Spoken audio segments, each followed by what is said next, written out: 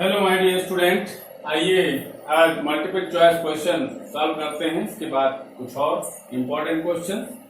तो अ cell will swell up, एक cell में स्वेलिंग होगी।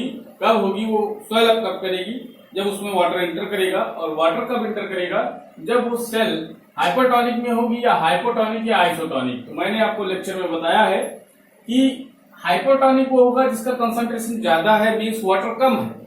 तो वाटर कम होगा तो सेल से वाटर बाहर की तरफ जाएगा, इसमें श्रिंक कर जाएगी। स्वेल अप की बात कर रहा है तो हाइपोटोनिक सॉल्यूशन, हाइपोटोनिक मीन्स जो डाइल्यूट है, जिसका वाटर कंसंट्रेशन ज्यादा है, मीन्स वो सॉल्यूशन तो कंसंट्रेट है बट यहां पर हाइपोटोनिक में ये सॉल्यूशन, ये हाइपोटोनिक सॉल्यूशन कंसंट्रेट नहीं होगा, डाइल्यूट होगा। मीन्स इसमें वाटर ज्यादा है और ज्यादा वाटर सेल में इंटर सेल में कम होगा। तो ये इस तरह से यहां से वाटर मूवमेंट होगा सेल में।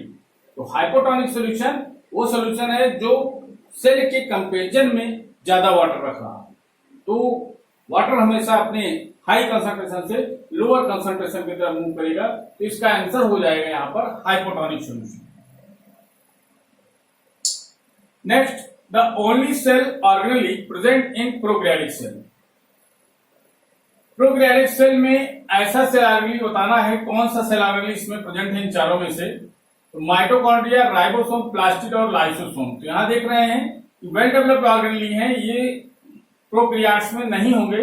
प्रोकैरियोट्स में केवल राइबोसोम पाया जाएगा। ओल्डेस्ट ऑर्गेनेल बोला जाता है, ये सबसे पुराना है, मींस प्रोकैरियोट में भी पाया जाता है और यूकैरियोट में भी। प्रोकैरियोट में 70 इयर्स का और यूकैरियोट में both 70 years and 80 years. Next question, organelle other than nucleus containing DNA is. Nucleus के अलावा डीएनए और कहां प्रेजेंट होता है? तो ईआर में नहीं होता है। मैंने लेक्चर में आपको बताया कि दो ही ऑर्गेनेल हैं जो डीएनए को रखते हैं न्यूक्लियस के अलावा, वो माइटोकॉन्ड्रिया और क्लोरोप्लास्ट हैं। तो यहाँ माइटोकॉन्ड्रिया दिया है, क्लोरोप्लास्ट अगर होता तो बोथ ऑप्शन हो जाता। Means mitochondria and chloroplast both have DNA and ribosome, that's why they are called strain organelle or semi autonomous organelle। next, the proteins are manufactured by। तो प्रोटीन का पुराना फंक्शन आप लोग जानते हैं। प्रोटीन का प्रोटीन बनाना मेन फंक्शन है ribosomes का, लेकिन यहाँ ऑप्शन में आप राइबोसोम नहीं देख रहे हैं। RER Golgi apparatus, plasma membrane, mitochondria. यहाँ करेक्ट ऑप्शन राइबोसोम है नहीं। तो राइबोसोम किस पे पाया जाएगा? आरईआर पे स्टिक होते हैं और आरईआर का फंक्शन भी इसीलिए प्रोटीन सिंथेसिस हो जाता है। यहाँ प्रोटीन या एंजाइम सिंथेसिस करेगा आरईआर। करेक्ट ऑप्शन हो जाएगा RER because they have ribosomes. Next question, which is not a function of vacuole. Vacuole का फंक्शन क्या नहीं होगा? यहाँ storage, provide turbidity and rigidity, waste excretion, locomotion. यहाँ देख रहे हैं स्टोरेज भी करता है वैक्यूल, टर्जिडिटी और रिजिडिटी भी देगा सेल को। वेस्ट एक्सक्रीशन में मैंने कॉन्ट्रैक्टाइल वैक्यूल का केस बताया था। लोकोमोशन, वैक्यूल लोकोमोशन में हेल्प नहीं करेगा। तो ये नॉट अ फंक्शन नहीं है, लोकोमोशन फंक्शन नहीं है वैक्यूल्स का, और तीनों फंक्शन होते हैं। Sixth question, which is covered by a single membrane. इनमें से कौन सा, चारों में से कौन सा ऐसा है जो सिंगल मेम्ब्रेन रखता है? माइटोकॉन्ड्रिया डबल मेम्ब्रेन रखेगा, वैक्यूल क्लोरोप्लास्ट इसमें पाई जाती है और यही सिंगल मेम्ब्रेन रखते हैं। जबकि अदर ऑप्शंस की बात करें तो राइबोसोम नॉन मेम्ब्रेनस ऑर्गेनेल है। राइबोसोम के साथ सेंट्रोसोम और न्यूक्लियोलस नॉन मेम्ब्रेनस होते हैं पूरी सेल में। तो राइबोसोम, न्यूक्लियोलस और centrosome, these are non membranous organelle and plastid have double membrane. So these are the 6th question. Next 7th question, आइए हम लोग देखते हैं।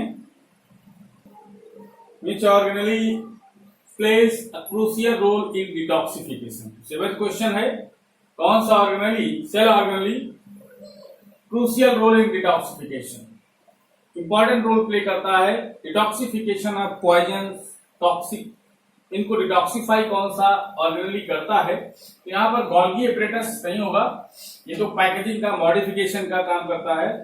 लाइसोसोम किल करेगा यहाँ पर, सुसाइडल बाइव है। एसईआर, स्मूथ एंडोप्लाज्मिक रेटिकुलम, ये लेक्चर में भी मैंने बताया कि एसईआर का फंक्शन होता है डिटॉक्सिफिकेशन, और लीवर सेल में जो पाई जा रही स्पेशली वो स्मूथ एंडोप्लाज्मिक रेटिकुलम डिटॉक्सिफाई करती हैं। Which organelle is known as digestive bag or suicidal bag?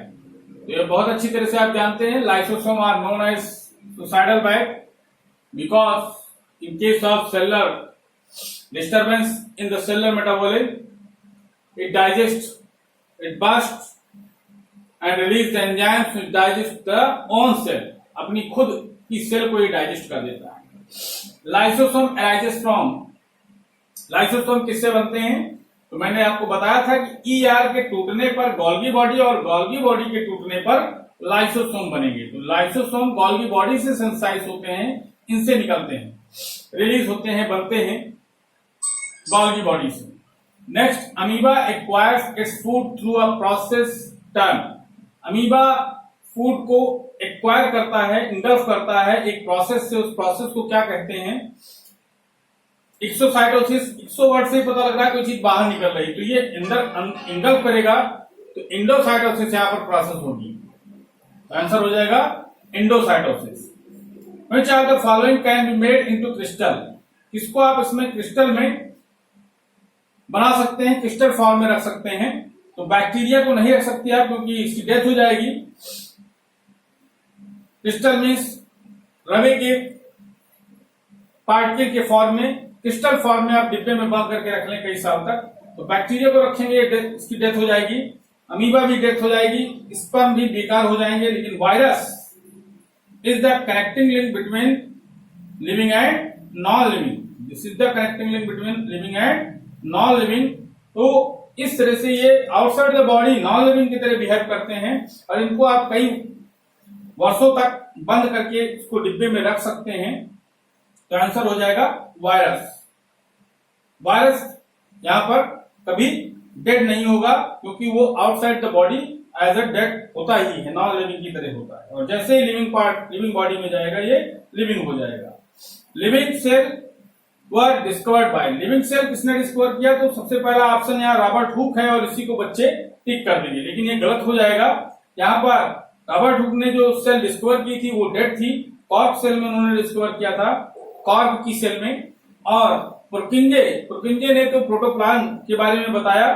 Leeuwenhoek इन्होंने बैक्टीरिया को डिस्कवर किया और जो कि लिविंग सेल थी। तो आंसर यहाँ पर ल्यूवेनहॉक हो जाएगा। जबकि fourth option Robert Brown who discovered the nucleus. तो इस तरह से यहाँ सही option living cell were discovered by Leeuwenhoek. तो इस तरह से पूरा कवर होता है यहाँ पर मल्टीपल चॉइस क्वेश्चन। आगे हम लोग आइए देखते हैं एनसीईआरटी की एक्सरसाइज। हाँ, तो एनसीईआरटी एक्सरसाइज की अगर बात करें तो एनसीईआरटी एक्सरसाइज आप कोई भी क्वेश्चन, अब लेक्चर सारे जितना मैंने पढ़ाया आपको, वो पूरा का पूरा सारे क्वेश्चन एनसीईआरटी के जो भी क्वेश्चन हैं सब आपके सॉल्यूशन मिल जाएंगे मेरे लेक्चर से। सब कुछ मैंने लगभग डिस्कस किया है। यहाँ कुछ क्वेश्चन जैसे क्वेश्चन नंबर 6 और 9, ये दो क्वेश्चन थोड़ा सा यहाँ समझने वाले हैं, जिनको आपको लेक्चर से समझने में प्रॉब्लम होगी थोड़ा सा। तो यहाँ प्लाज्मा मेम्ब्रेन के फंक्शन में हम लोगों ने पढ़ा था कि इंडोसाइटोसिस से अमीबा फूड को इंगेस्ट करता है। तो 6 क्वेश्चन में इन्होंने पूछा है कि किस तरह से फूड, इसको एक्सप्लेन करना है।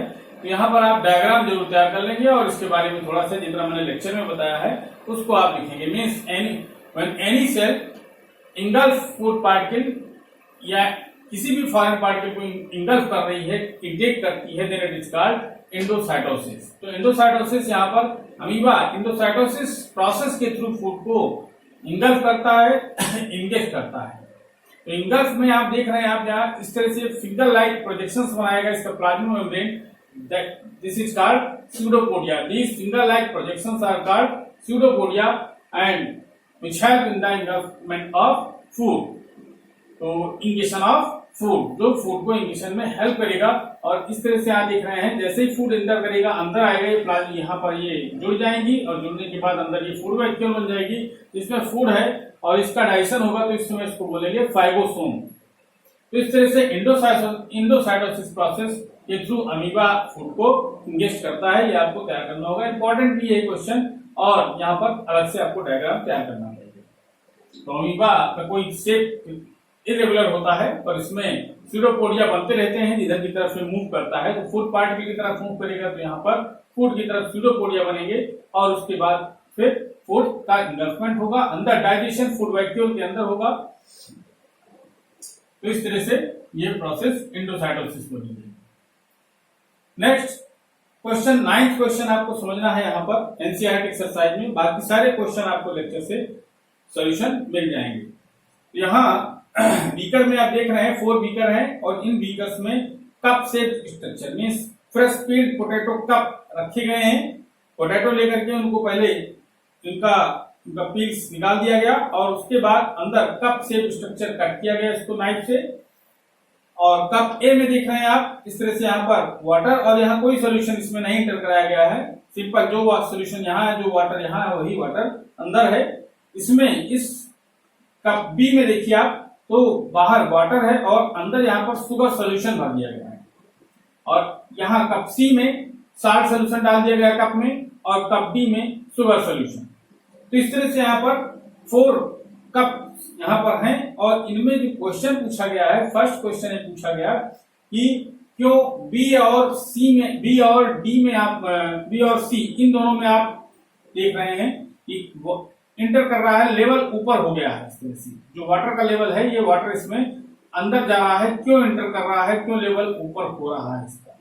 तो इसका रीजन है ड्यू टू इंडो ऑस्मोसिस। यहाँ पर इंडो ऑस्मोसिस का केस बनेगा, मीन्स ऑस्मोसिस में 2 टाइप इंडो और एक्सो ऑस्मोसिस पढ़ते हैं आप, यहाँ पर इंडो ऑस्मोसिस का केस बनेगा। Indo osmosis means